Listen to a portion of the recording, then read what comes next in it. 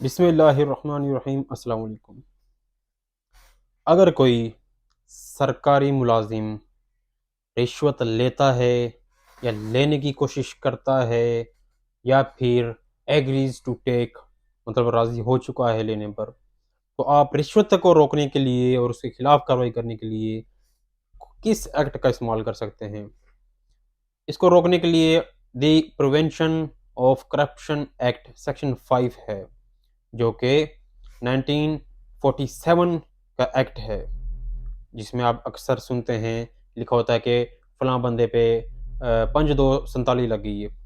5 section होता है, 2 act number है उसका और समथिंग इस तरह है। जो 47 है वो 1947 के हिसाब से तब इसको बनाया गया था। तो जब आप देखते हैं कि किसी सरकारी मुलाज़िम ने रिश्वत ले रहा है कोई, तो उस पर the prevention of corruption act उसकी सेक्शन 5 लगती है।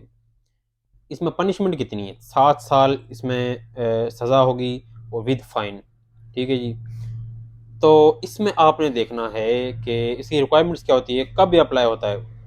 जब एक ऑफिसर सरकारी मुलाज़म रिश्वत खुद ले रहा है या किसी दूसरे के लिए अरेंज करवा रहा है, या कहता है कि उसको फलां को गाड़ी दे दो, प्लॉट दे दो, मुझे प्लॉट दे दो, उसके अकाउंट में ट्रांसफ़र कर दो, डिजिटल तरीके इस्तेमाल करता है पैसे लेने के, या अपना नाम ना आए किसी और को करवा दे।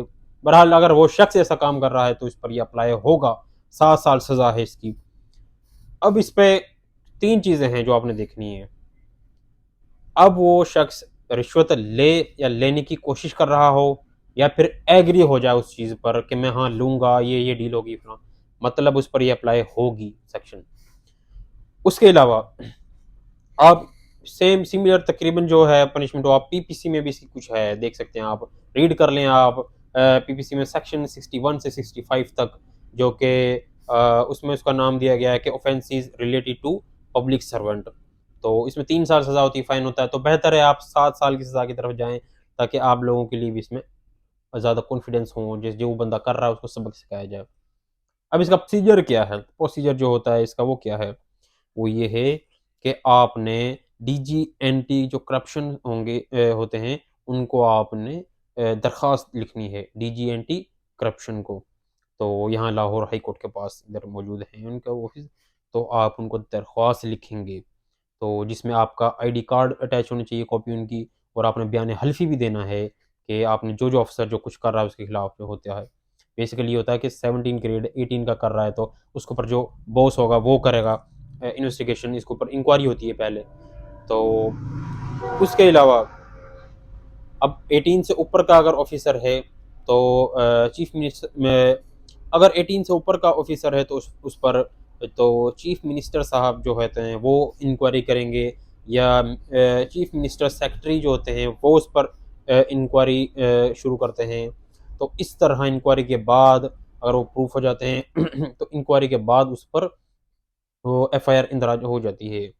तो अब आगे उम्मीद है कि एफआईआर के बाद अगर वो साबित हो जाता है कि उसमें मुलव्वस था, वाक़ई ही वो रिश्वत ले रहा था, तो उसको 7 साल सज़ा होगी।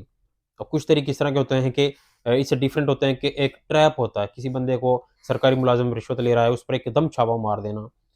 उसका तरीका ये होता है कि उसमें जो जज साहब होते हैं, वो कि एक मजिस्ट्रेट लेवल का जज जो होता है, उनको अपॉइंट करते हैं कि आप इनके साथ जाएँ और उस रेड में शामिल हों। तो वो जब उस बंदे पर रेड करते हैं, उसको पकड़ लेते हैं मौके पर। आप देखते हैं किसी को पकड़ना हो तो उसको रिश्वत अपना बंदा जाता है, तो ख़ास नोट पर एक साइन का निशान, कोई भी निशान लगा देते हैं कि जब पकड़े तो उसको बताएँ कि इस साइन के नोट आपके पास हैं। तो ये एक ट्रैप किस्म का होता है। इसमें आप गुज़ारा हो सकता है कि आप उसके बॉस को ना बताएँ, क्योंकि एक ट्रैप था, ट्रैप कर सकते हैं आप, अगले बंदे को पकड़ सकते हैं।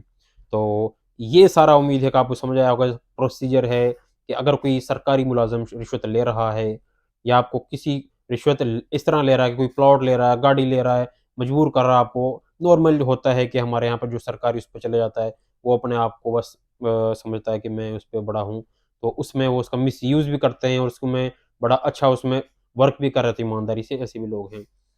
तो अगर आप इस तरह के किसी शख्स को देखते हैं तो आपको मैंने प्रोसीजर बता दिया है कि आपने डीजी एंटी करप्शन को आपने दरख्वास्त लिखनी है। ठीक है? उम्मीद है कि आपको समझ आई होगी। नेक्स्ट वीडियो के लिए हमारे साथ जुड़े रहिए।